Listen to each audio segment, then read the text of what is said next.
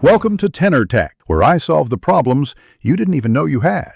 You start by verifying environment compatibility. Check your Flutter SDK, Android Studio, and JDK.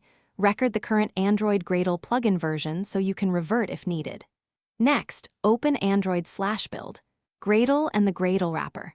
Properties file inside Android/Gradle/wrapper. Once open, back up the project and create a temporary Git branch. That protects your work. Make the first change. Update the AGP versions string in build. Gradle to the target release, then update the Gradle distribution URL in Gradle wrapper. Properties accordingly. Once done editing files, run Flutter clean and FlutterPub get to refresh artifacts, then run a Gradle sync via Android Studio or /Gradlu tasks to surface compatibility errors. You will likely need to update Kotlin, migration to Android X, or bump compile SDK version so newer AGP APIs compile.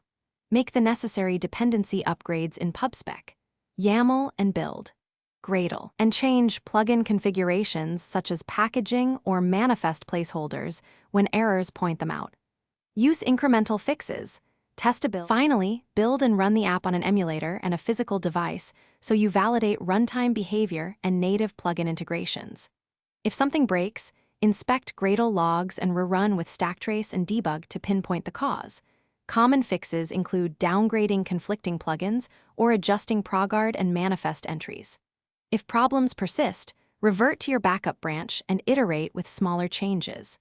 Once smoke tests pass, commit the updated build files and merge the branch. Your project is now running the updated AGP. Thanks for watching. Subscribe to keep your life in tune.